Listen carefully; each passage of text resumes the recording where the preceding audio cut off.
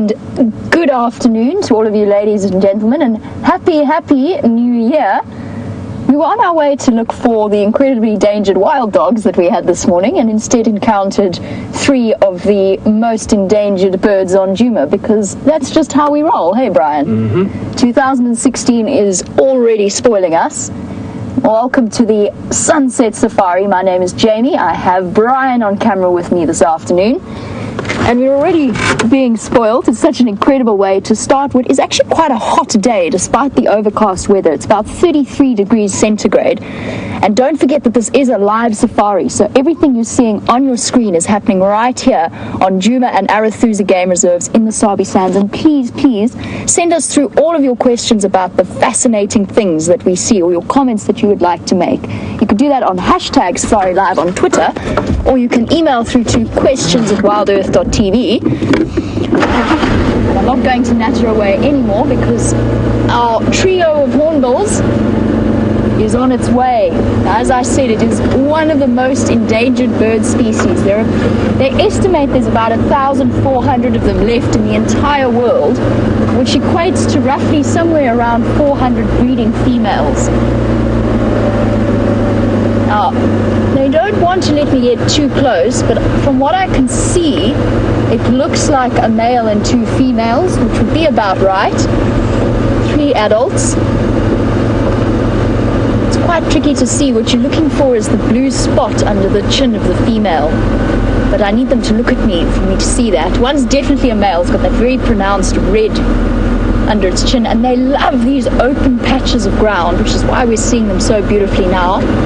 It's a perfect place to be out on the hunt. How lucky would we be if they decided to nest around Djuma?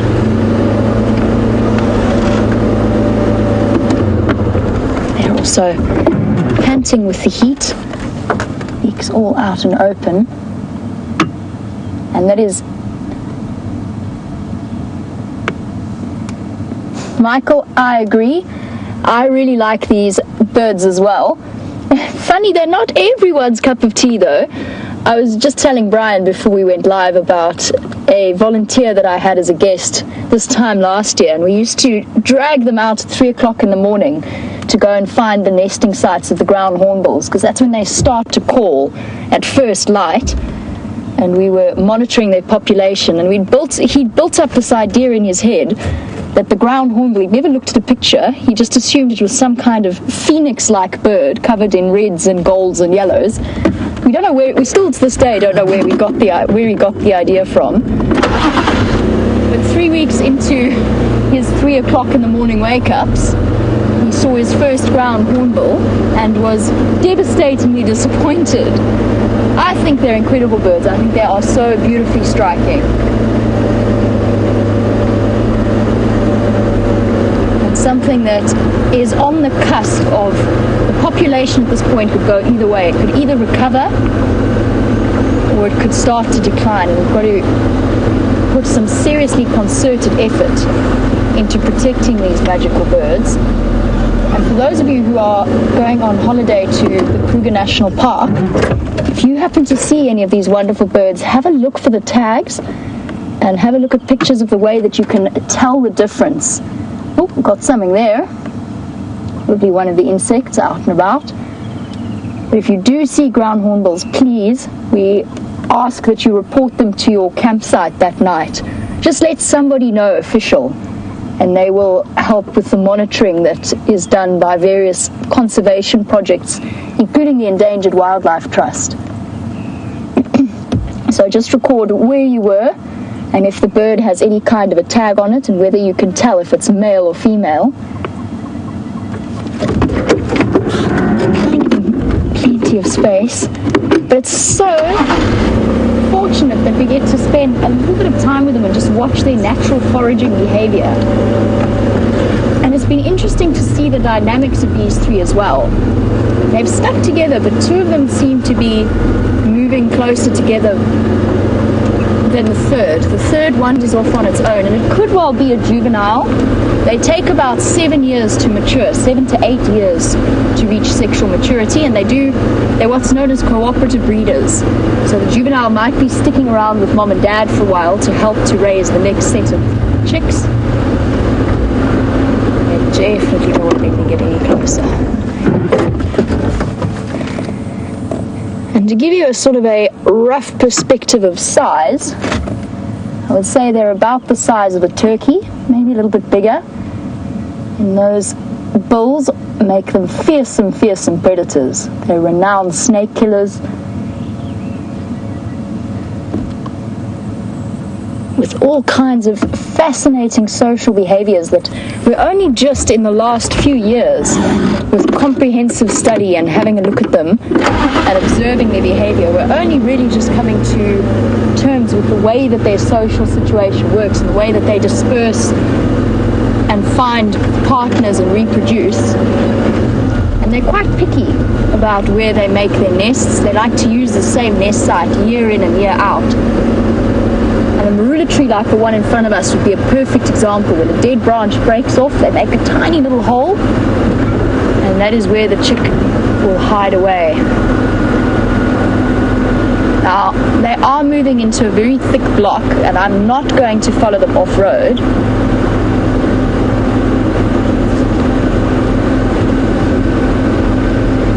Steph, you're watching on YouTube and you said that they're starting to become regulars. It'd be very nice if they decided to come and nest around Djuma. I think this might be our last view of them. I know that if I start to try and follow them into this block, all that's going to happen is they're going to get a fright and they're going to move away. But what a nice way to start!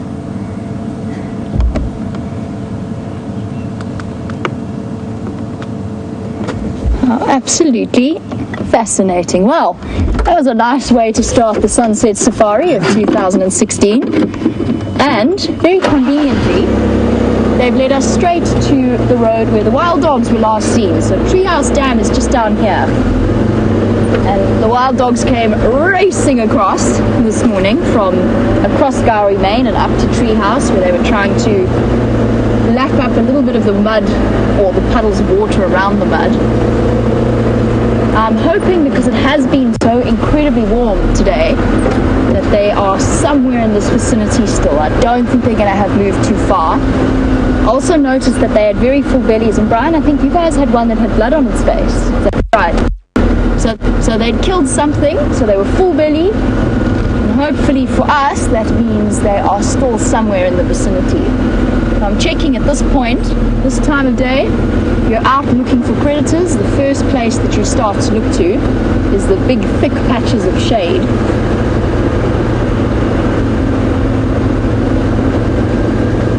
I'm fairly certain it was the Investig pack and not the Sands pack.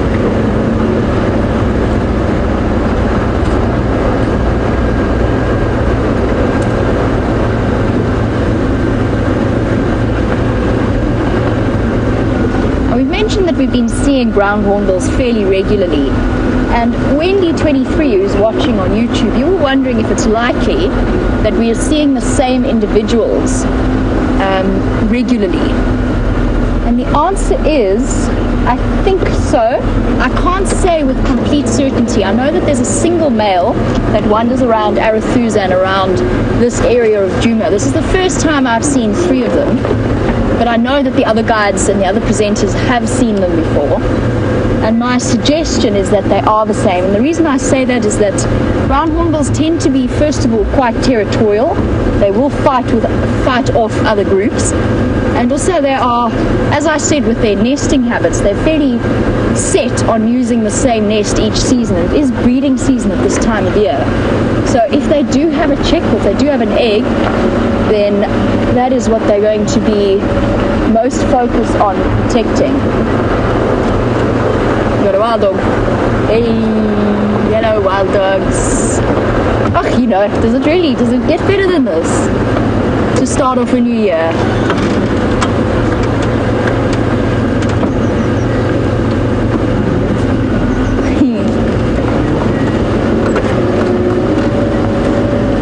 go, Steph. Endangered animal drive. We're doing an endangered species drive as Ashley suggested. Here we go, there's a wild dog. I don't know where the rest of them are, but they're probably just on the other side. Hello.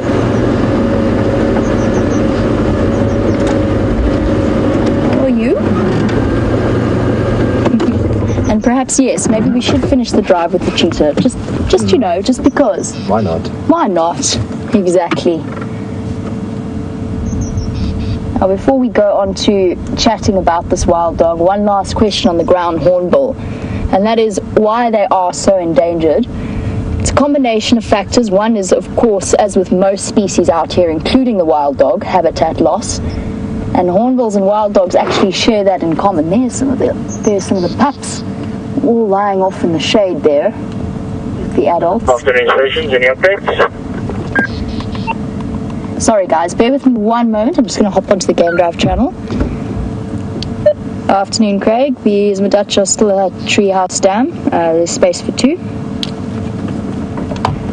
Sorry, just communicating some things to the other guides.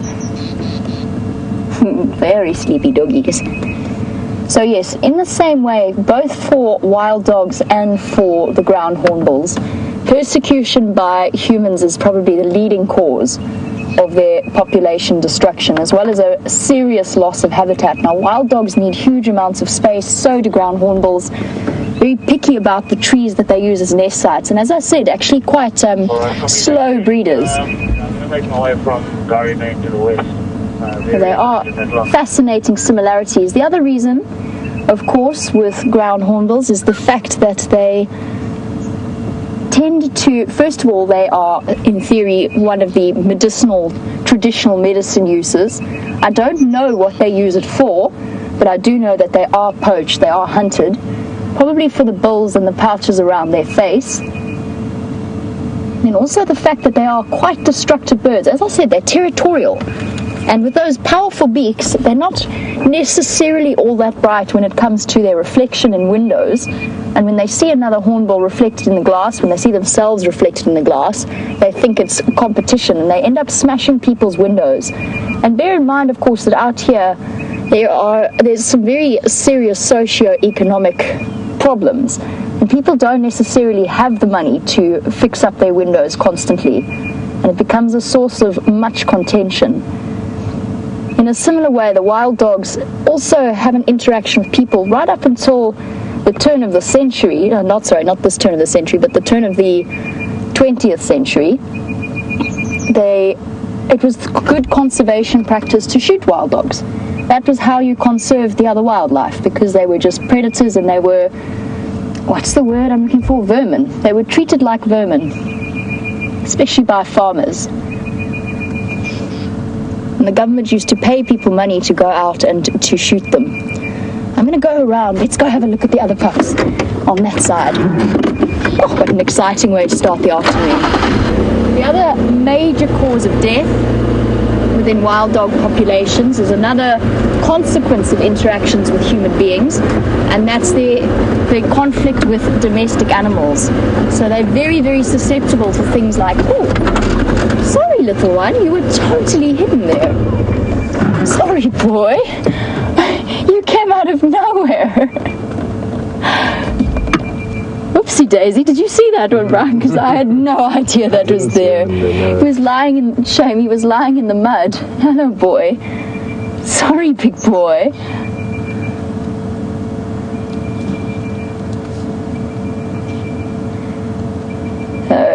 Our friend with the notch in his left ear that had the blood on his face. Sorry gentlemen, I had absolutely no idea you were hiding there. Let me reverse back so I can show you where he was hiding, just so you get an idea. I was very carefully giving the other individual some personal space. He was tucked in a ridge in front of me, lying completely flat, so I couldn't actually see down there. Shame boy. Sorry gentlemen. Okay, we'll go around the other way then. Go say hello to your puppies. Now the Investic pack has got 2 adult males. The one with the notch in his left ear is one of them. And then 1 adult female. And the rest of the pups, I think there were... This morning I think I counted 11 pups. But I want to just double check that because as always with a wild dog sighting there's a bit of chaos. It seems as though the Investic pack, despite the fact that it's quite small and that there's only 3 adults looking after the puppies, they seem to have managed to successfully keep all 11 pups safe. So they've done a really, really good job. There is a second part of the Investic pack. It's known as the Investic dispersal pack, which is a couple of young males that have now left the group, and that is what wild dogs do. In order to obviously have breeding opportunities and keep their genetics fresh, they will disperse, but they'll disperse in single-sex groups. So females of the same pack will go together, males of the same pack will go together. And when they do encounter a member of the opposite sex, and they want to start forming a pack, that is one of the only times that wild dogs will show any aggression to each other. And that's because at that point, say it's a group of 3 females who've dispersed, and now they've discovered a male. At that point, they've got to figure out which of them is the alpha. And it is one of the only times that you see aggression in wild dogs. For the most part, they're unique in the fact that they compete almost for being subservient to each other. So who can be the most subservient? Who can put their ears flat so that show that incredibly submissive posture? Sorry, boy. You can go back to your hole. He is perfectly relaxed now. He's settled down. Shame. Sorry, dude.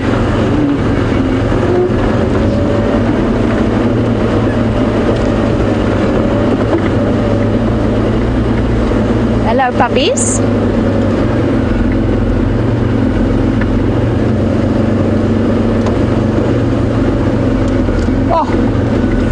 What would we describe this as?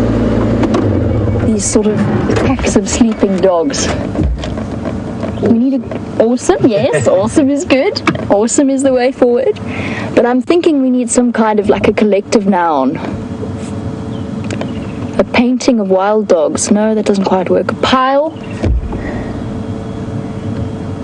Perhaps if you have any suggestions for what you would call, and I'm thinking specifically of the situation where you've got every individual lies. A warthog running away looking very confused. For a pack of wild dogs all lying on top of each other, what would we call that? Hold on, Brian. There was a warthog who you could see his tail swish every now and again in the middle of your screen. And I think he spotted the wild dogs and was on his way to have a nice wallow in the mud. But not today. And they will hunt warthogs, but it is a dangerous venture. Warthogs are not helpless creatures. They are very well armed and will fight, of course, fight for their lives. 1, 2, 3...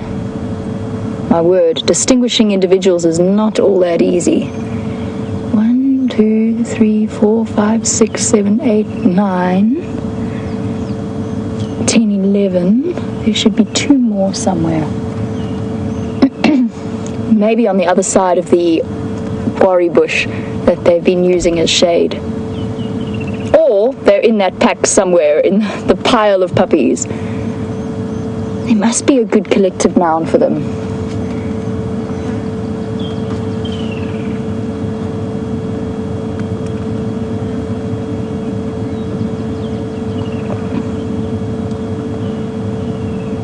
Now, one of the most interesting and distinctive parts of a wild dog are the white tips to the tail. And Eric, who's watching in Virginia Beach, Virginia, Eric, you were curious about whether or not wild dogs or hyenas wag their tails when they're happy like domestic dogs. Wild dogs, definitely.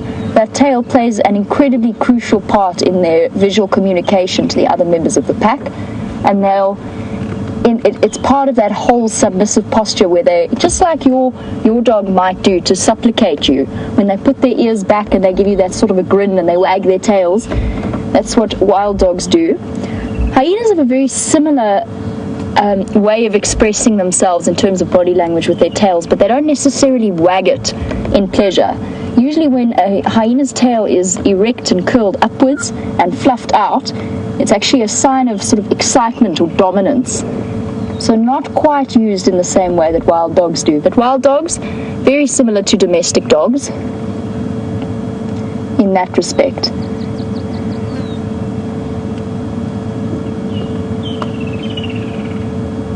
I like that, Linda.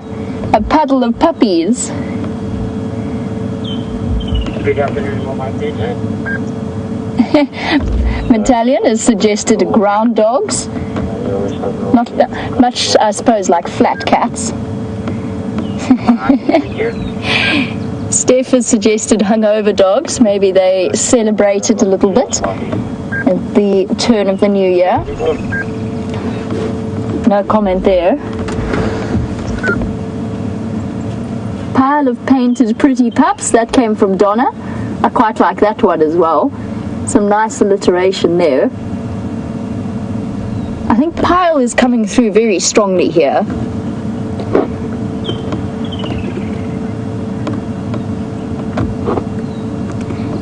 Wicked Blue Band has suggested a slap of dogs. Now, I'm chatting a bit about this and I'm making this a bit of a game, but this is a very important part of their social structure. A cuddle of wild dogs, exactly, from James. That is what they do. They cuddle, they are so sociable, they lie on top of each other. There's almost constant contact reinforcing the bonds between the pack members. And we chatted a little bit earlier about the reasons for their decline in population. And one of the population in the Kruger National Park, which as we speak sits on somewhere around 194 or so individuals, it's declined severely in the last 20 years, and scientists and conservationists were desperate to figure out why. And the main cause seems to be canine distemper.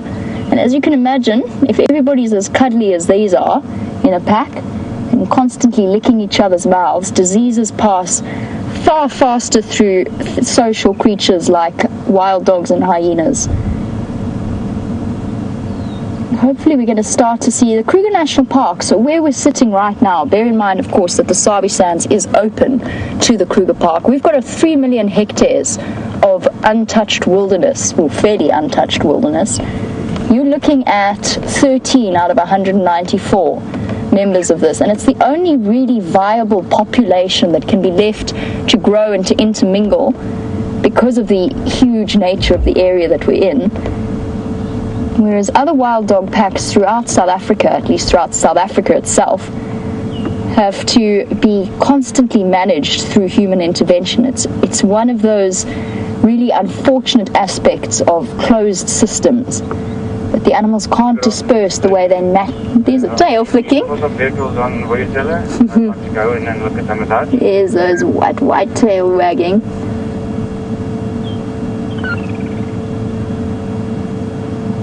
Good afternoon. I haven't heard any vehicles cross over. I'm also making my way there.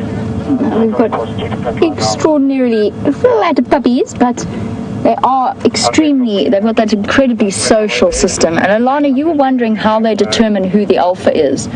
Once the alpha pair is established, it is fairly well established, and it stays that way until one of them dies. But as I said, it's when they start to figure out who the alpha is, it's really the only time that you might see a little bit of aggression coming through from the wild dogs. And it's very seldom something that comes to a physical contact or physical blows, but they have been known to spend days sort of growling at each other, in signs of aggression and showing their teeth. And then usually what happens is one automatically accepts his or her subservient role, and they carry on to form the alpha pair in a very peaceful manner, even if there is a slight amount of aggression there. Right, well, we've got sleeping packs of puppies or piles of painted puppies or all kinds of other things that we have suggested they might be. But I do know that Mr. Henry is out and about, and he would love to say hello to you.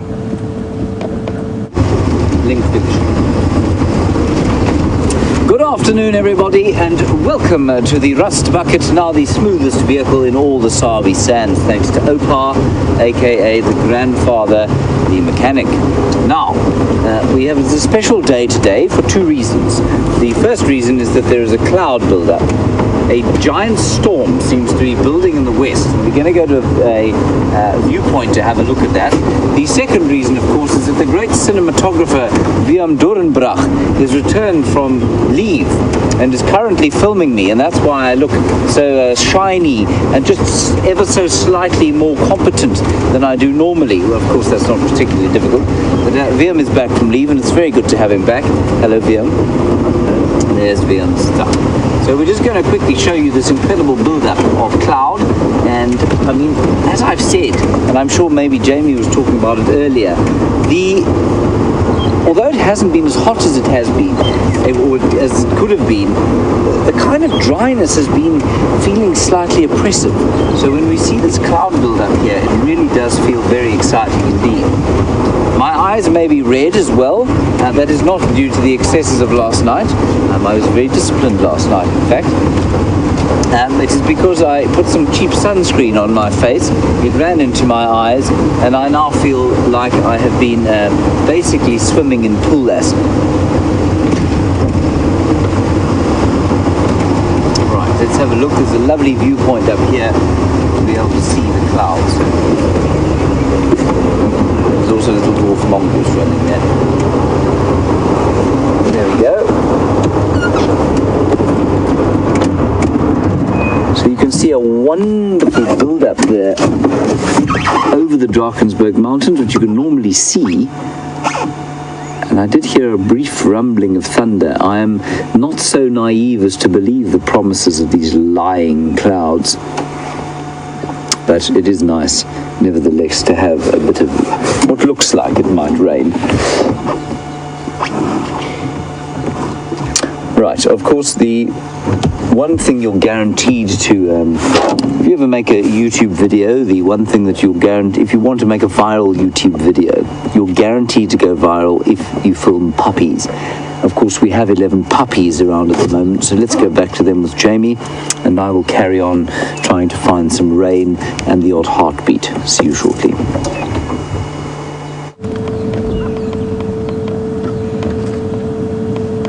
James makes a very good point, because everybody loves babies, and wild dog puppies in particular are one of the most interesting creatures that we get out here. There's so much curiosity and fun in their nature, when of course they're not napping in the afternoon heat, which is what they are currently doing. And my very first sighting of these pups, they were playful around Buffelshoek Dam. It was the first time I'd ever seen them.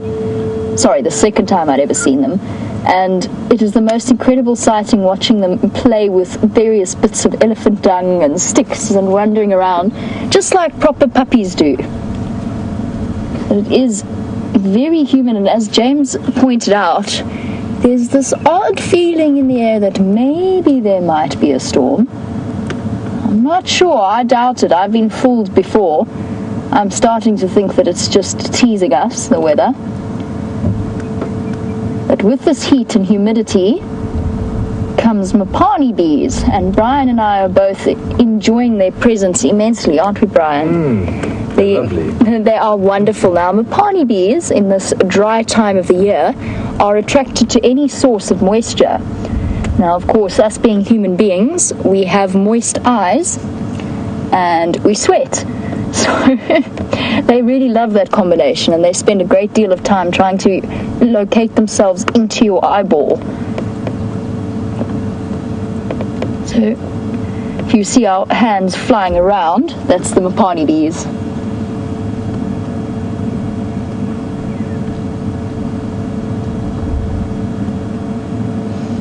You can see the ears twitching of the various pups, also being plagued by biting, what are they called, stable flies, that will sit on them and suck little minute particles of blood. These pups have grown. Ooh, big stretch. Rolling over. These pups have grown tremendously since I first saw them. And Ashley, you were wondering how long they'll stay with the pack until they decide to disperse. And the answer to that is it can be quite variable. It depends on the pack size, and it depends on the number of individuals that there are in terms of litters in the same ages. So they will reach sexual maturity at around sort of not quite 6 months. They'll probably go into their first estrus around 6 months and then be sexually ready at about a year old. But they usually will stay with their pack for a bit longer than that. That being said, the average age of wild dogs, all wild dogs across the spectrum in the Kruger National Park, there are hardly any over the age of 5 years old. So you're looking at a dispersal age of about maybe a year and a half, 2, if they are going to disperse, because it takes time to form a new pack, and it is a very vulnerable time of their lives. But they won't necessarily all disperse, and it doesn't necessarily always happen.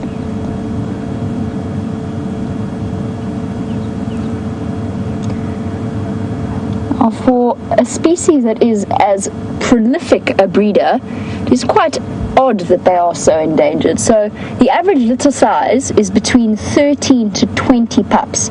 So this litter of 11 pups. Oh, never mind, we'll come back to this question. So I know you've seen them already, everybody, but you know one should never look askance at sighting of a ground hornbill. We've got a few of them here, and 3 of them, a few, yes, and the one in front of us here is hunting something, and now it's hiding, of course, behind a bush. And you can see, even like the little birds, it opens its mouth in order to try and sort of cool down, fluttering the gular sac.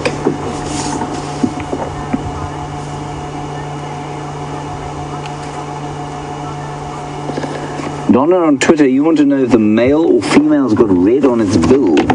That's not normally how I've done it. I've normally done it by the blue patch underneath the or sort of wattle, that throat sac. I'll try and find them for you in the book, and I'll show you, Donna. Hornbill 278. Can you still see them again? Shall I go forward a bit?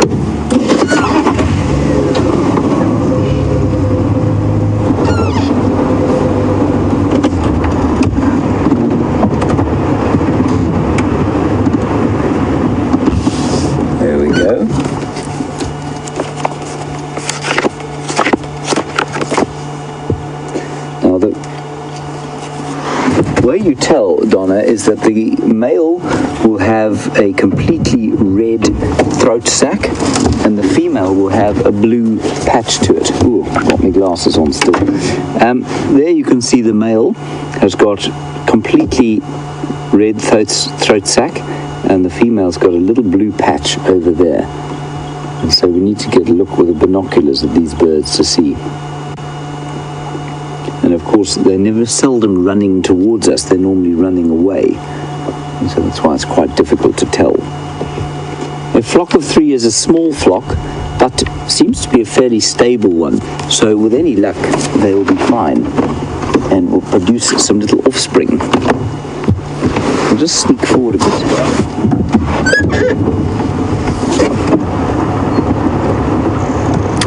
Now, Doug, on Twitter, you've asked a very valid question. They're just walking through there. Doug, you want to know if they nest on the ground or in the tree. And the reason it's a valid question, of course, is because it's one of the reasons they're endangered. We think as the number of enormous trees around the place disappears, so their nesting sites disappear. And Doug, what they nest in is enormous tree cavities. So you can imagine the size of the tree cavity. There's the other one in front of us there. You can imagine the size of the tree cavity required to house a bird of that size.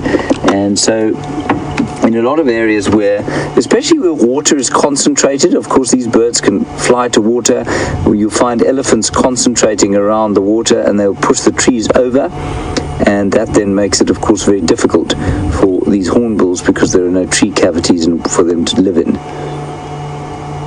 So that's a male, definitely a male. Incongruous incongruous looking bird, like a giant black turkey with a vicious chisel-like bill. And thank you, D. Armour, for your comment. You reckon that these hornbills look prehistoric. And I think they look quite prehistoric too. I don't think their smaller relatives look prehistoric. Can you see it still, Liam? Should we go forward? Sneak forward.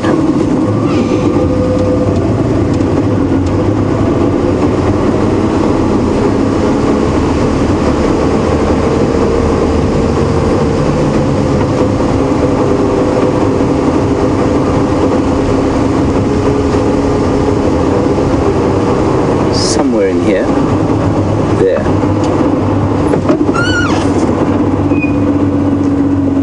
Anita, that's an interesting question that I've never even considered before, and I suspect 95% of people in the world haven't considered, but it's actually very astute. You want to know if hornbills are the only birds that have eyelashes. No, they're not. There are plenty of birds that have eyelashes.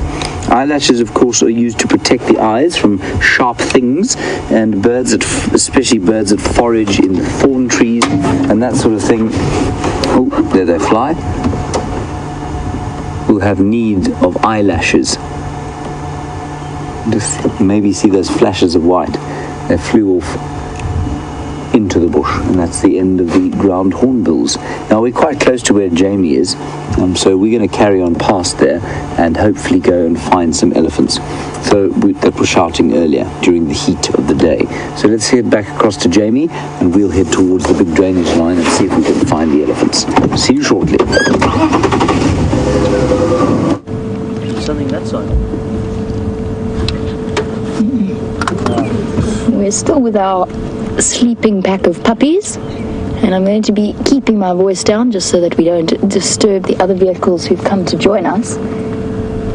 Craig is right behind us. He's come to view them as well, and so special that we get to share these moments. Now, we had a question about how often the female will breed in terms of, so it'll be this pack, the mother will be the alpha female.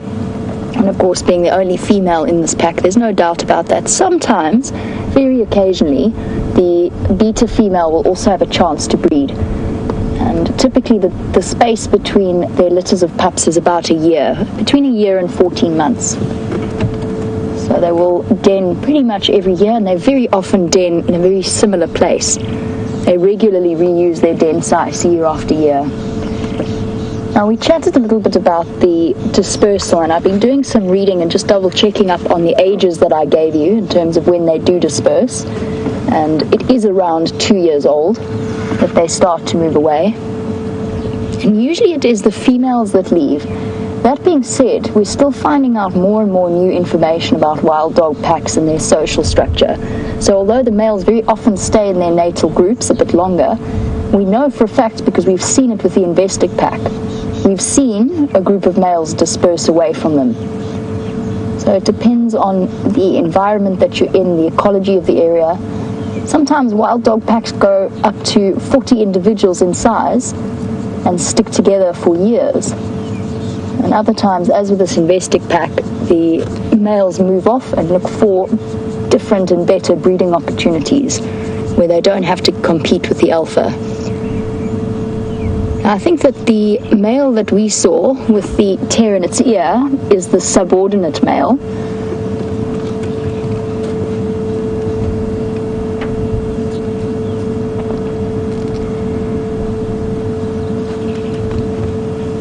As I said, the most critically endangered predator out here.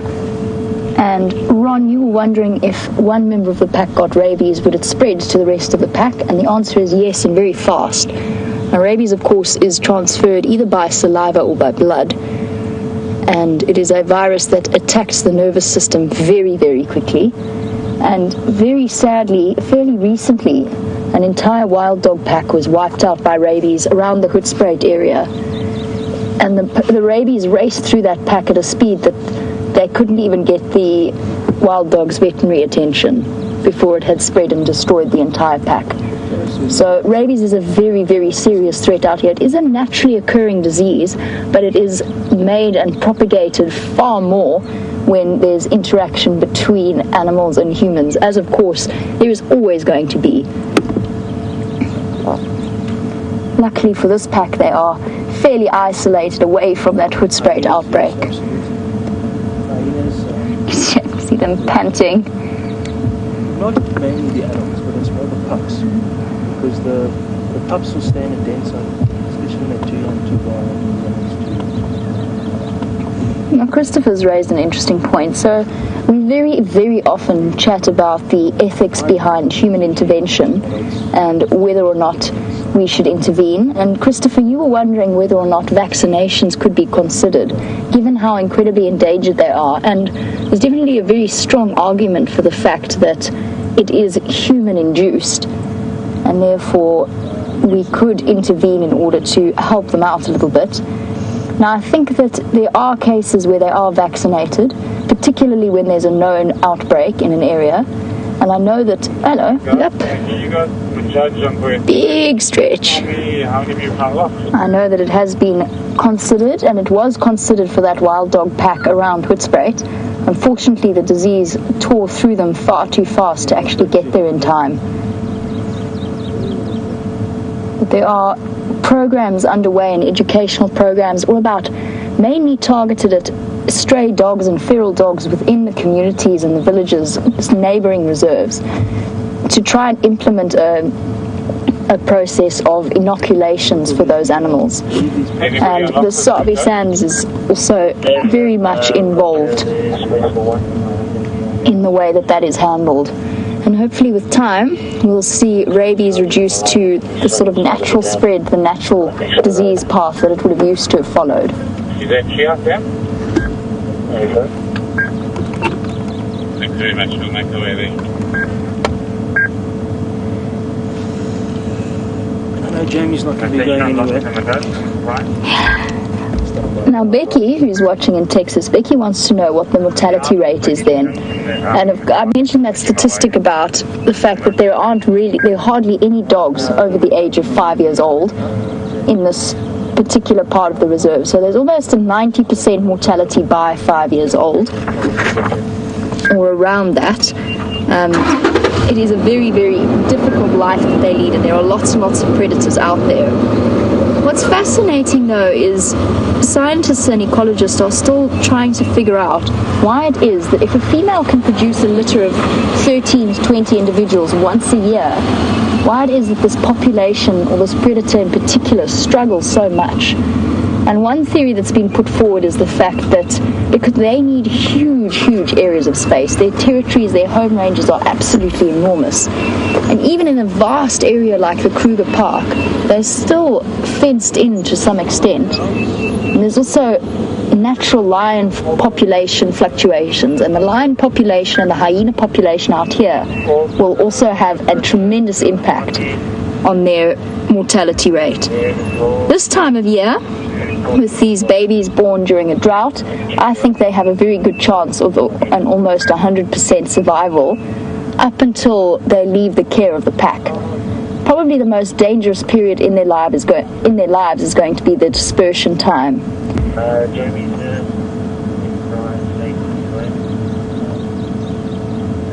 They are the most extraordinarily beautiful creatures.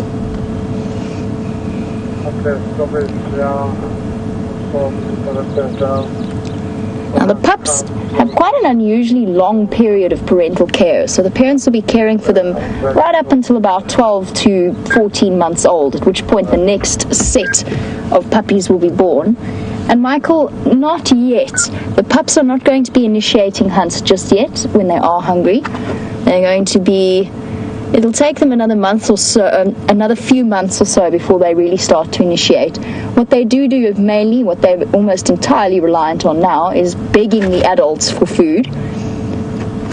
But because they have left the den, they are running with the pack, which means that they will get... It's one of the only examples of where the offspring will get first access to the kill. They'll have preference when it comes to feeding. But they probably I've said that they won't initiate hunts. I should probably say that they won't initiate successful hunts that the adults might follow. That does not mean that they're not going to be practicing their skills already and play hunting and stalking and learning the tricks of the trade that are going to ensure their survival into adulthoods, just like leopard cubs, lion cubs, or puppies. Puppies have a natural hunting instinct, and these dogs will too. At the moment, though, it's hard to envisage that this is the most effective predator out here. Our pile of painted puppies. The wonderful thing I love about working out here and dealing with magical animals just like these wild dogs is the fact that I feel we are going to discover so much more about their behavior that we never knew, that we had no idea about. The more we spend time with them and the more that we study them. Now, when I first learnt about wild dogs and when I went and read all of the textbooks, it was only ever the females that dispersed, and the males always stayed in their natal pack. That was the information in books. But we know now, from sheer observation, that the males disperse as well, because we've seen them do it. That's exactly, I mean, I know that we've sort of had this comparison between the critically endangered ground hornbill and the critically endangered wild dog. And I think it's a very similar process. We are going to learn in the years to come so much more about their incredible behavior. Now, they have fascinating group dynamics, but I believe that James has another very large animal with an incredible social structure.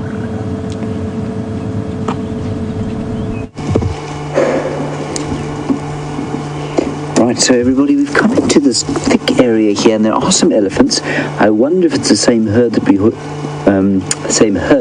we heard shouting earlier. That's two different kinds of herds right next to each other in one sentence. I didn't mean to do that. And one of them has got a collar on her. You can see there. Can't see it currently. You can't see it currently. Let me just sneak it forward. You'll be able to see it. You've got it there, Bill. You can see there that she's got a collar, and I mean, it looks like an unwieldy thing. There's obviously a battery in there that's going to last a long time, so that's quite large and quite heavy probably. Well, for us, not for her. And it'll also have some kind of GPS tracking device on it. I'm not sure to whom that collar belongs, other than the elephant that it was wearing it, but it'll be some sort of research being done, probably by the Kruger National Park Scientific Services, and they'll be monitoring movements of elephants and that sort of thing. And they're not that relaxed. We've kind of followed them very gently through this thick stuff for the last 10 or 15 minutes, and we've just managed to get into a position where we can view them a little bit. But the rest of the herd's gone off wandering down this sort of dry river, this dry stream off to the east there. And again, from where you're sitting there, it probably looks like a sort of verdant tropical wonderland with all how green it is. But of course, that is not the case. It is very dry. And so the elephants are eating a lot of leaves from trees. They're browsing a lot rather than grazing, because there's no grass to graze. Right, let's go and see. I'm just going to sneak forward and see if we can get a view down through the drainage line.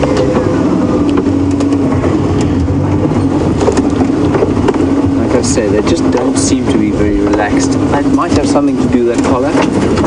The experience of having it put on would have been probably fairly traumatic for her. And if she's the matriarch of the herd, there they will are sort of feeding down there. She's the matriarch of the herd. That experience and her impression of human beings and vehicles and that sort of thing will be transferred to the rest of the herd.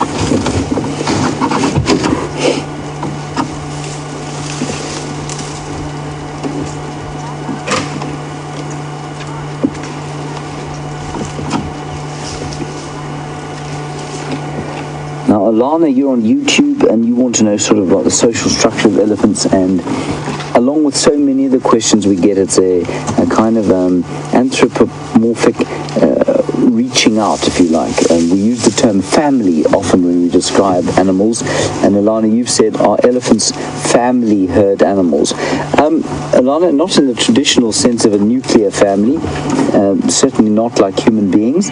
This herd will be females and they're youngsters. The females are probably related, so there won't be any bulls. The fathers of the elephants in this herd will not belong to the herd. They mate and then they disappear. So there's no kind of a nuclear family structure in the true sense of the word. So I suppose you might call it a fully, you see, I wouldn't use the term family, I would use the term matriarchal herd.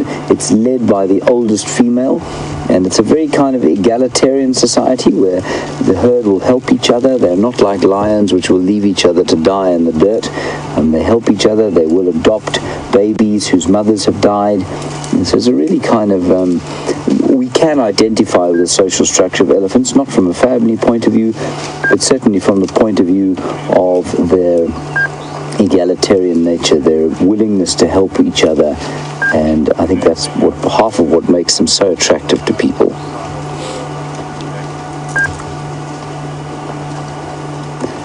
It's very, very thick in here. They've walked down and they're all now distributed evenly on the banks of this dry stream.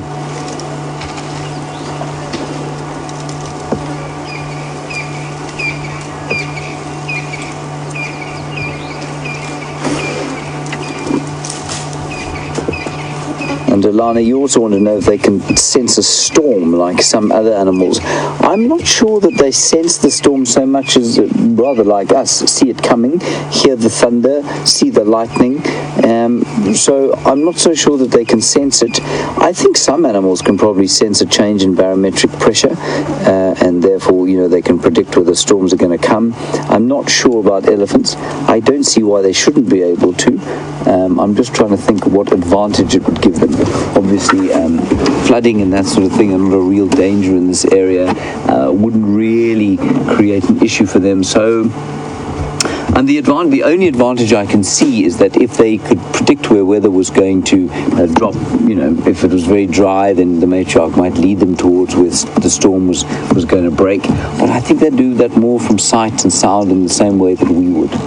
Right, so they're all moving down through here. There is another road the other side of this drainage line, so we might go and see if we can find them there. But we'll just keep watching for now and see where they go. Oh, and Maria, I mean, obviously a very good question. And I said to you that maybe that female was traumatized slightly by the experience of having the collar put on, and you want to know how they would put the collar on. Maria, they'd dart her. So they'd drive up next to her, or fly over with a chopper, which would be traumatic. They'd stick her with a dart. So basically it's a dart fired from a specialized rifle. It wouldn't hurt her at all, but it would put her to sleep. So they'd anesthetize her for a while. They'd put the collar on, they'd give her an antidote, and she'll stand up almost immediately. But because it's an unfamiliar and slightly strange thing to happen, it can be traumatic. I don't think to the extent that it affects her life at all. It just might affect her interactions with human beings slightly. And that research that they do is normally very important. So I don't think it's a bad thing that she's got a collar on her, but that might explain why the rest of the herd is just a little bit reticent about seeing us. There's another one coming through there. And they all seem to be coming back this way. They all scuttled off down the dry stream, and now they seem to be coming back. Obviously decided that we're not so terrifying after all. But it is a very, very thick area. You can see, I mean, we are surrounded by bush. You've got a view there of it all, Jim. Just glimpses. And the odd tree moving. And the most amazing thing there, of course, is that the sound there is almost inaudible. There are elephants moving through the bush there. You can't even hear them. All right, let's head back to Jamie. She's sitting with the wild dogs. Keep firing those questions at her. They are the most wonderful animals, and while we have them, we need to enjoy them to the absolute full. I'm going to keep going, see if we can find a better view of these elephants. I'll see you shortly.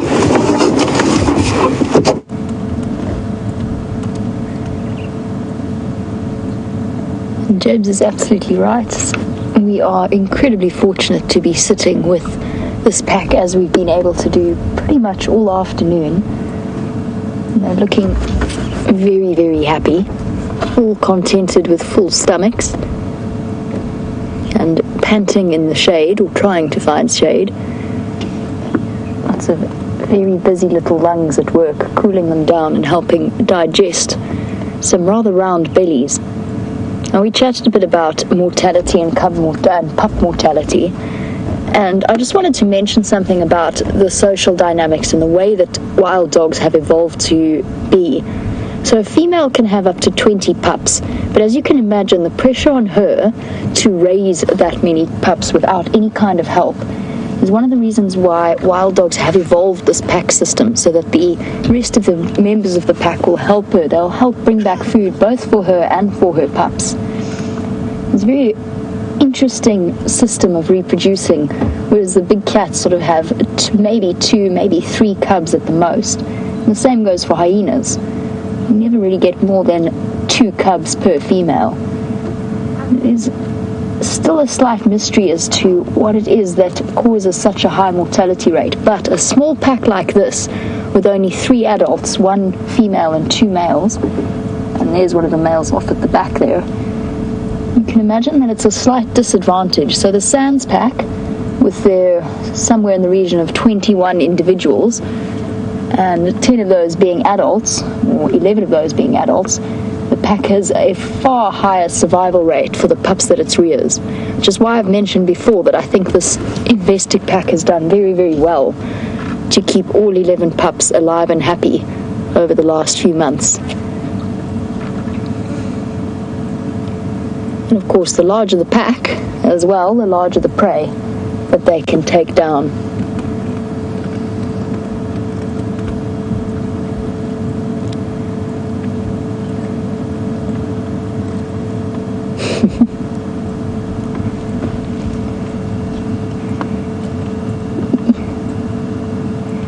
There you go. We'd be happy to know that our male is back in his muddy patch, resting once again in the cool bud. And wild dogs do love to do that. They are famous for doing that. Very often come and hang out around muddy parts of the dam, just like hyenas do. Of course, we've mentioned that only really the alpha pair breeds, but I have chatted a bit about the possibility that the beta female might also breed at the same time. It does occasionally happen. Her success or survival rates of her pups are much lower than the alphas, just because the alpha female tends to be incredibly possessive over access to the pups. And David, you were wondering, what are you doing? Abby, are you having a quiet vomit there at the back? Yes, just a quick regurgitation. Oh dear, something disagreed.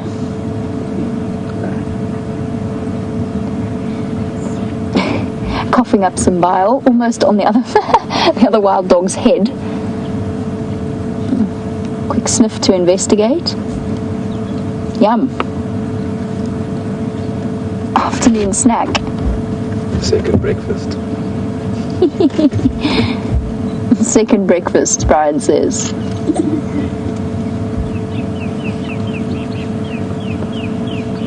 What have you got there? Looks like a piece of, is that a piece of dung?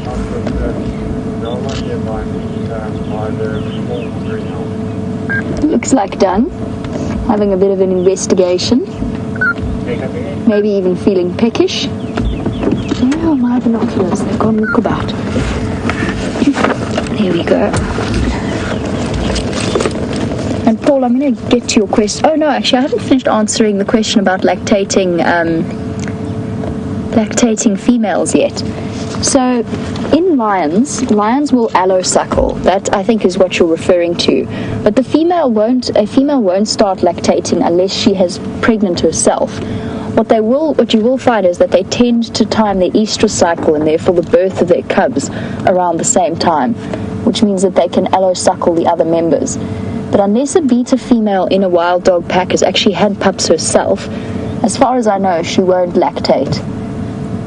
all she will do is be involved in helping to feed both the female, in terms of bringing back food for babysitters at the den. And then when the pups are a little bit older, then they will start to provide them with regurgitated meat as well. And of course, for regular viewers, you will know that that is the way that wild dogs feed their pups at the den in the beginning, which is to vomit up the food that they've scoffed down. It's actually a very effective means of transportation, because when it comes down to a physical clash of strength, if a lion comes around, the wild dogs are going to run away. So they eat as fast as they can, and then they abandon their kill, and they take the food back to the babysitters in the den site. And Paul Rizzo was wondering about the huge areas that they cover and why it is that they need to do that, because surely with Sabi Sands game densities, they could find plenty to eat in a small space. And I think that nobody really knows the exact answer to that question, why it is that they move so far. But it's probably, in the same way it is with hyenas, it's probably an adaptation to avoid competition with things like territorial lions. So they cover huge spaces. It just gives them more hunting opportunities and more space to run to avoid meeting up with lions that will go out of their way to kill them. That generally is the accepted theory behind the more nomadic nature of things like wild dogs, cheetahs, and hyenas. Cheetah also have enormous home ranges, and probably for a similar reason. It just allows them more flexibility in terms of where they're going to be in avoiding competition. And of course, between cheetah and wild dog, they're the two main diurnal predators, evolved that way to not have to hunt at night in competition with things like lions and leopards and hyenas. But they are in the top 5 of the predator hierarchy, and they compete for a sort of a second spot with spotted hyenas. I'm going to try it down and see the koala, and I heard there was lumber that smoked pretty long. Oh, well, thank you, Lynn. Lynn is watching in Ontario. Happy New Year to you too. And what a good way to start off our year. We've been incredibly lucky already. And Lynn, you were wondering about the typical diet of a wild dog pack. Now, for a pack this size, the 3 adults are going to be targeting things like probably impala and occasionally inyala. We have seen the Sands pack, which is slightly bigger, take down inyala before. And I'm pretty sure that these adults, he's stood up, or she stood up, sorry, it's the female.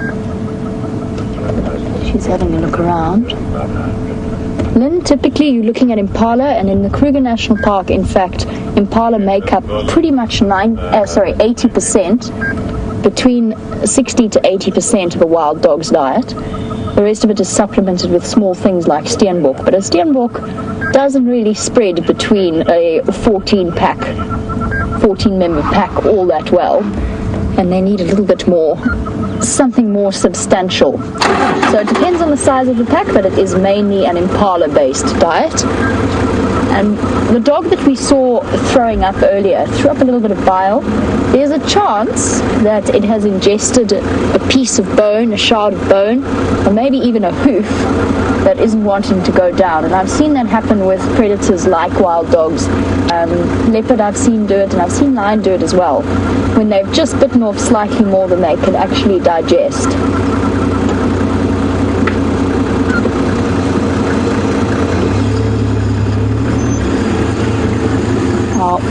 Our fascinating wild dogs are still feeling fairly sleepy. I'm not going to leave though, because I strongly believe that as it starts to get cooler, there's a chance they're going to be up and about and up to their usual antics. In the meantime, let's head across to James, who is back with the elephants. I'm on the collar now, James. So we've caught up with him again, everyone. We've come the other side, and you can see the cow there. She's not looking particularly pleased with life, and not very upset, but she's watching us carefully, and you can see the collar there. And I don't think it'll be very heavy for her, but definitely a little bit. Now that we're out in the open, they're okay with us, because they can see where we are, what we're doing. she's the mother of that calf behind her. And that little calf was suckling until very recently. I mean, very recently as in about a minute ago.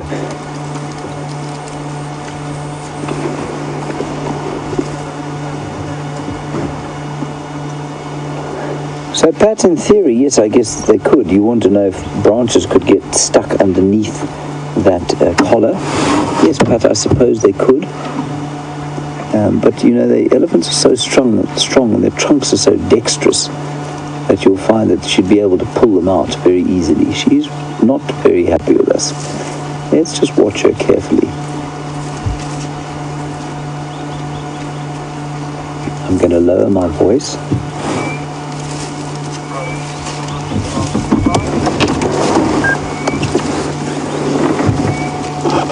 I think she's definitely the matriarch of this herd. That's why she's waiting behind the others and basically giving us a little bit of a warning, not a heavy one. She's just saying, don't get too close.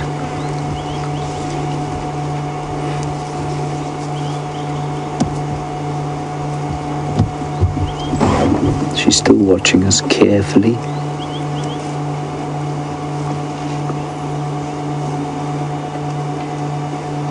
Quite a big herd. They're actually all over the place, so they look fairly concentrated where you can see them, but there's another one coming behind us somewhere. You can just hear the movement in the bushes.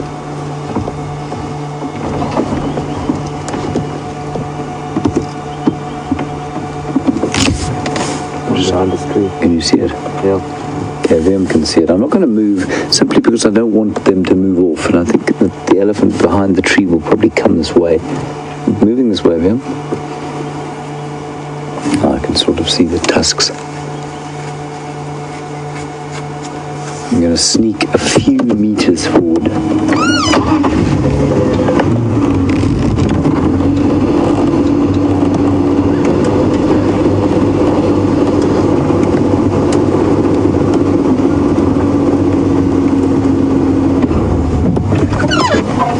Alana, you're on YouTube and you want to know why they flick dirt on themselves for various reasons. To cool themselves off sometimes, I'm just watching them carefully here, often to get parasites off. But that cow was doing it as a form of displacement behavior. She was feeling nervous, and so they will often kind of fiddle with things, fiddle with a branch, rub their legs together, rub their ears with their trunks. And I think what she was doing was just kind of throwing sand on herself to while she was watching us. It didn't look like it was for any specific reason. So I think it was part of the whole suite of displacement behaviors.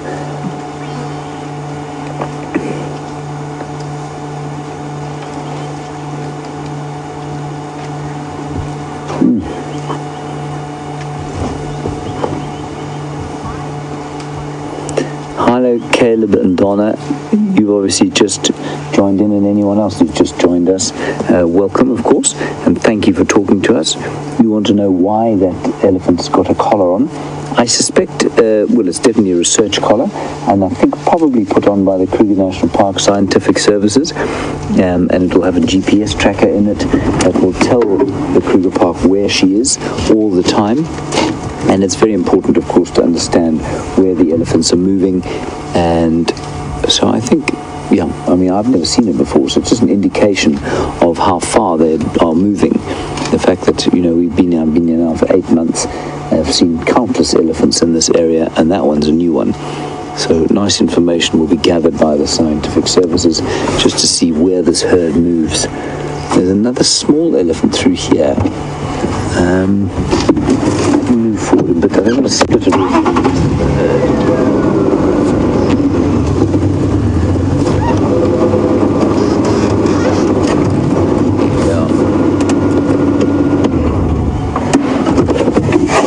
Now Sandy, here comes another cow. There's the mother of that little one. Sandy, you want to know if that collar will ever be removed? Yes, it will. I'm not sure how long. It depends entirely on the study that's being done. But yes, it will be removed. Some of them are designed to sort of fall off after, you know, X amount of time. But I think that one looks like a pretty permanent elephant collar. So it will eventually be removed at the end of the research period. Probably a couple of years, you know. There's another big cow. She's also watching us quite carefully.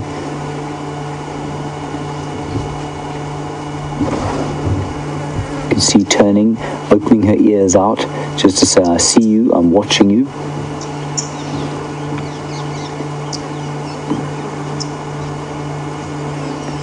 There's a little bull. It looks like a little bull in front of her. Her son, who's like most little sons. He's not quite doing what he's told, so he's not keeping up with the rest of the herd, and she's had to remain behind to give him a little thwack and tell him to keep up.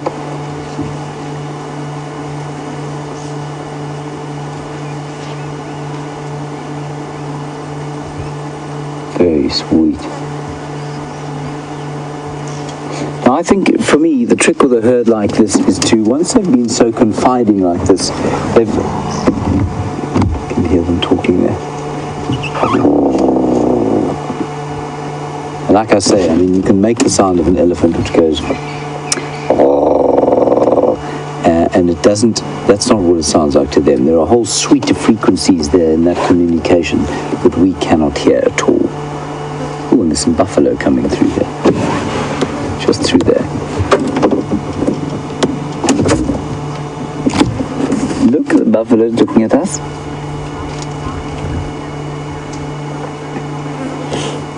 Now, a wonderful comment from a viewer whose Twitter handle has just usurped the second place best Twitter handle in history. Wicked Blues Band, that is your Twitter handle. I assume that's not the name your mother gave you. Wicked Blues Band, very good suggestion. You're saying that low frequency ability that elephants have to hear probably allows them to hear thunder from much further away than we can hear it. Yeah, I would agree with you completely. I never thought of it like that, but absolutely, I think it's a very good point. Thank you, Wicked Blues Band.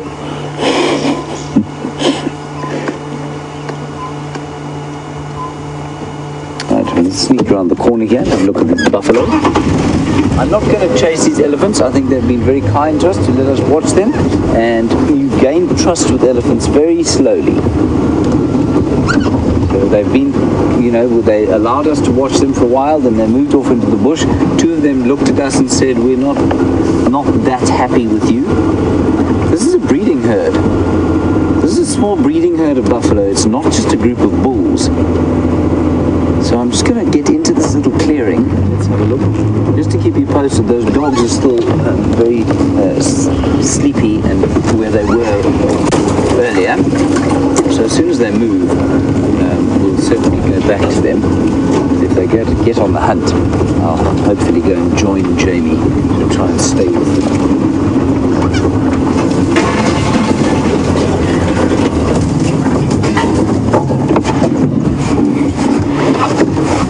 Utterly astonished by our presence.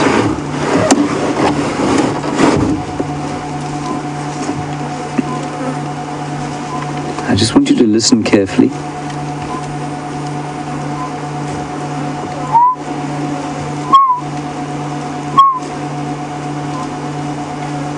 That's a tinkerbird calling. Isn't that lovely?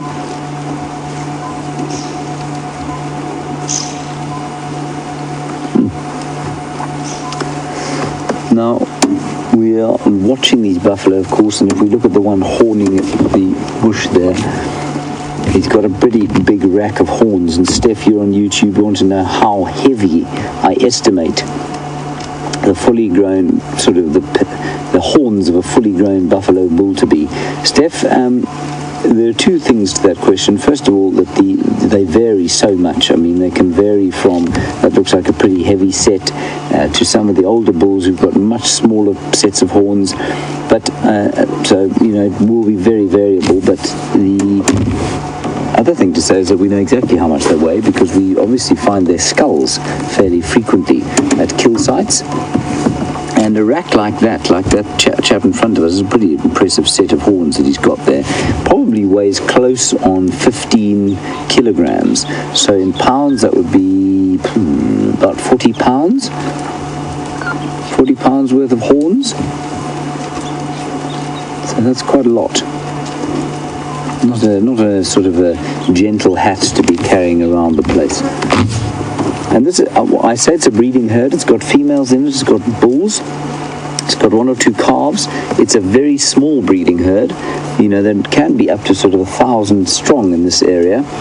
Normally around 250. And this one seems to be a fairly pathetic size of about 40 or so. Unless there are a whole lot more of them down the other side of the stream out of which they've come.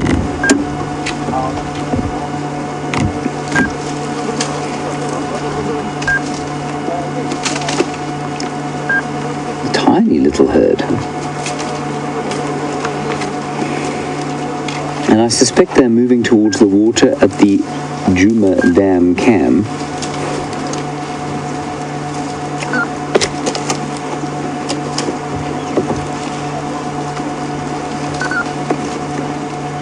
Cool, so very nice update from Jason in Maine in the United States. That's indeed Wicked Blues Band, and that's the name of his band.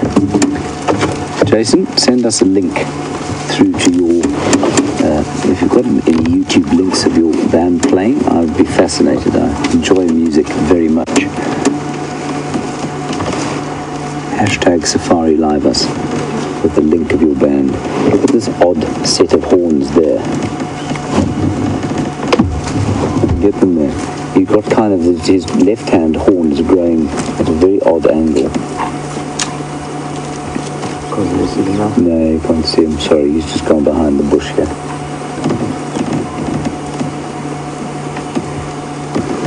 That cow there has also got an enormous set of horns, but she's now, of course, as I've said, that ducked down behind another buffalo. Now, Alana, I think you're a new viewer today, and that is just very exciting indeed, so welcome to it. And you want to know the difference between a male and a female buffalo. How can you tell the difference? The easiest way to tell the difference, of course, is to just look underneath them. That's the, the obvious is easily visible. But if they're looking front on towards you, I'll show you. It's quite easy to tell. We'll try and find a male for you and a female. The female doesn't have that obvious helmet out of which the horns grow. The male has an obvious helmet called a boss, and he uses that to fight with. There's a really nice example behind us of a cow. Let me try and find you one, Alana. Once you know the difference, you'll never mistake them. They'll become completely obvious once I point it out to you. So here's this funny thing here.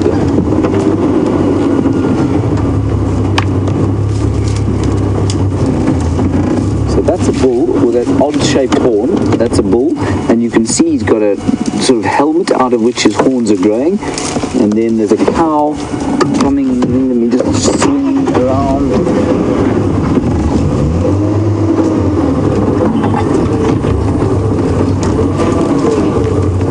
Don't panic, buffalo. You've seen us 100 times. That's a cow there, Alana. You can see maybe the horns are just coming out the side of the head rather than out of a boss. Sorry, they're not being very cooperative. There's a cow looking at us right now.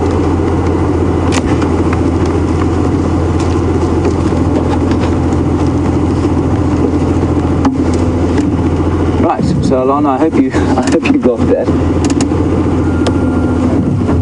Okay, let's carry on. It's a very tiny herd of buffalo. There seems to be a storm building. It is getting a bit grayer. So and I can hear the odd thunder rumble. Maybe we'll get some rain. It would be so deeply exciting if we did.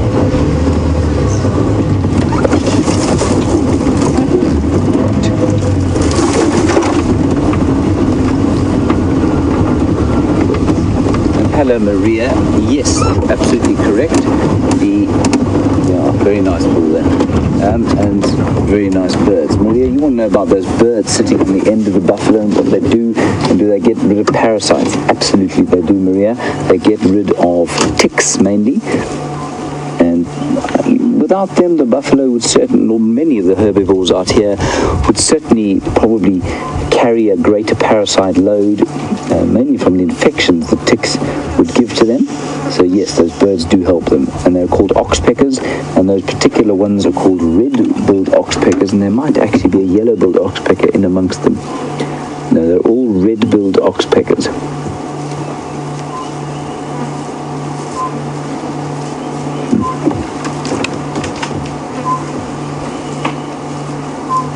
Beautiful. You can hear that tinkerbird going.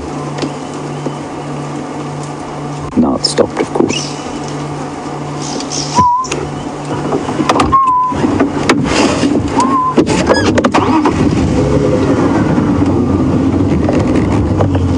This is an interesting question from Monique in London. Monique, you want to know if the males or the females will be impressed by a big rack of horns. So, the bigger the horn, does that make a difference to, how successful you are as a breeding bull, or is it to help you fight off other bulls? Monique, I think that you'll find there might be a slight effect in that, but I don't think a big one. I think you'd find that the bulls have much more similar size horns if there was a selective pressure to have big horns for breeding. I think it's more to sort of for fighting, and I don't think the size of the horns actually makes a huge difference. Otherwise, I think they'd be much more uniform. And you want to know, you also saw I know exactly the bull you were talking about. You saw one that looked like he had some covering missing on the top of his horns. And before I carry on answering this question, I'm just look over the top of this termite mound here. Look what's hiding there. Didn't even see her.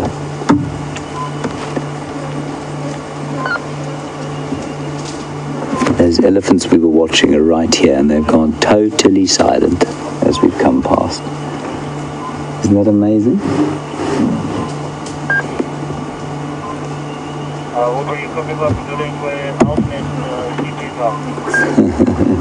That's wonderful. Okay, so Monique, what happens on the horns is that there's a keratin sheath on the end of, or covering the sort of bone of the skull, and that can be replaced. It gets rubbed off and then gets replaced, and that's what you saw. That's that kind of bit of covering that you saw missing. Maybe had a fight, maybe just very itchy, lost a piece. I'm not sure exactly what happened there. But just quickly before we go back to Jamie, the interesting thing about the horns and the selective pressure for big horns and why, or whether it affects whether or not buffalo are selected, or bulls are selected by females, I think that one of the other answers is that they live in a herd like this where it's very difficult for there to be a solid hierarchy of males. And I think that the horn structure plays. I think you've got to be quite sneaky if you're going to mate in a buffalo herd, and so I don't think the size of your horns necessarily makes a big difference. It's kind of a organized chaos in the buffalo herd. Right, let's head back across to Jamie, and she'll tell you a little bit more about those magnificent wild dogs as the storm builds to the west.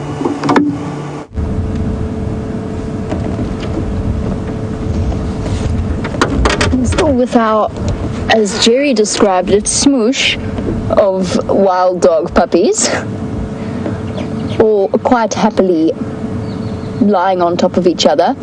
Now, I did get an email through from Timothy. Now, Timothy, I don't know if you're watching. Timothy was a viewer in Ontario, and Timothy wanted to send us a really nice thank you message for all of the drives that we do, but he also wanted us to maybe start telling viewers what bird it is that they're listening to when they are, particularly this would be a perfect time since we've at a sighting where the wild dogs are completely flat.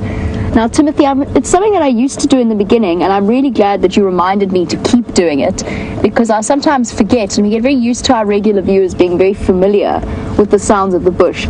Now, just before we went live, there was a grey-headed bush shrike calling, which is a perfect example of what Timothy was talking about, and it's one that we hardly ever get to see. It's known as the ghost bird in Afrikaans. And I'm going to wait, I'm going to keep listening, see if maybe we can hear it, but I think for now, let's go reposition and have a look at the adult that's lying in the mud, since at present Our little pups are not going anywhere.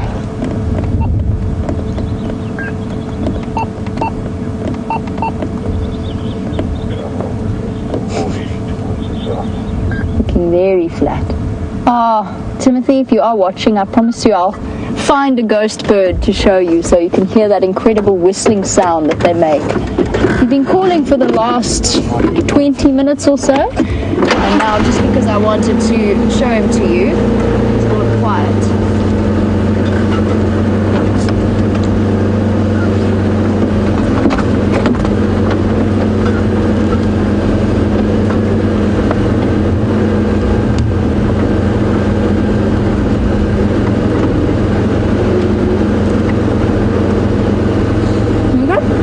Interesting comparison to make. We've spoken a lot about, first of all, we compared ground hornbills and wild dogs, and then we started talking a little bit about cheetahs and wild dogs.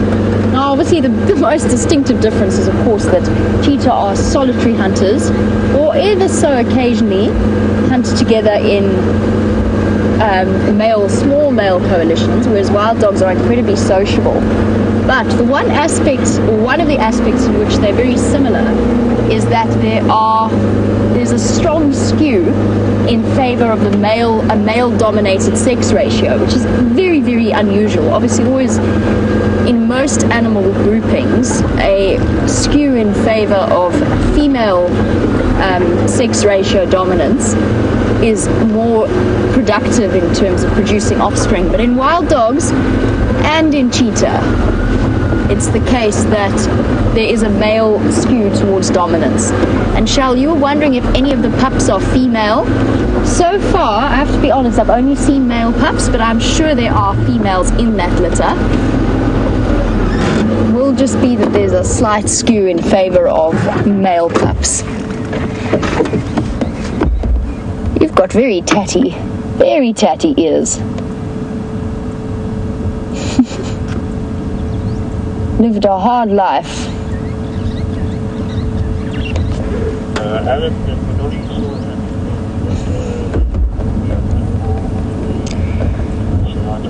When we see wild dogs like this, and I think there is a natural part of us as the human species that wonders, of course, what it would be like to have them as pets.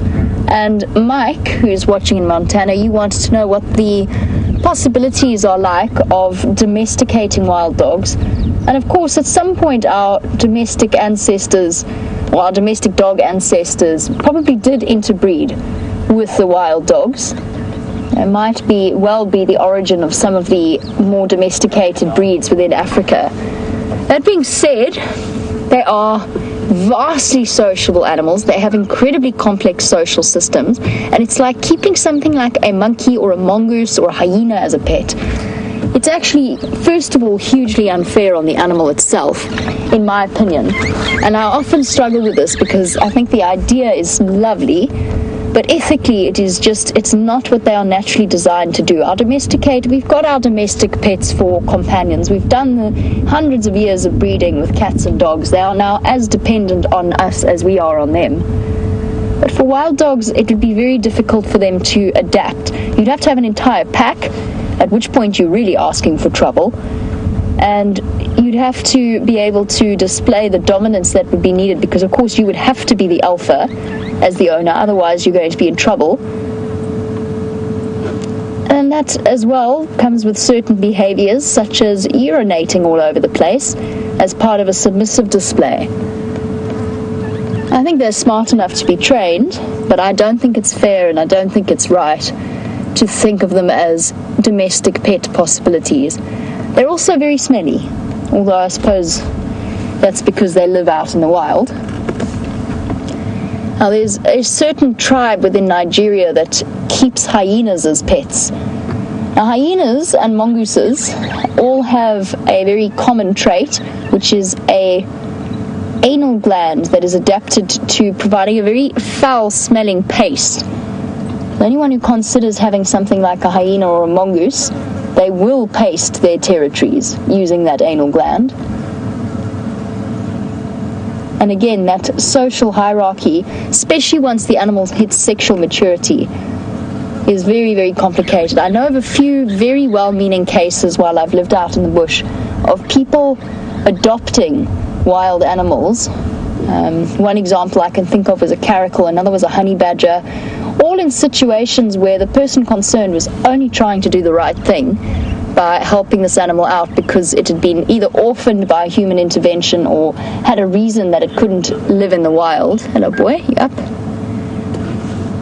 And in 95% of the cases of those adoptions of wild animals, it has ended really, really badly because the animal concerned can't adapt, it's not domesticated, and it struggles with an identity, and it gets to the point where it becomes incredibly dangerous to human beings.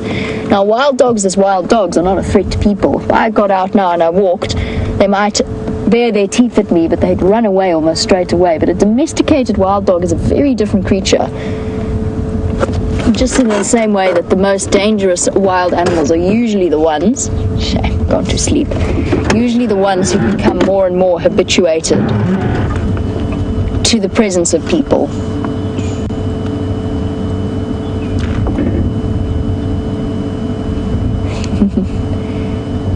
Cape turtle doves.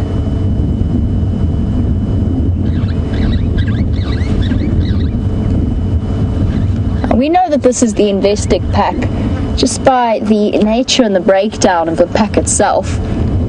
But Donna, you were wondering whether packs themselves have distinctive markings genetically, for example, a black strip down the face, as this one does, or whether it's completely unique between the different individuals. So every wild dog has unique spot patterns that are completely different between every single individual, not necessarily packs.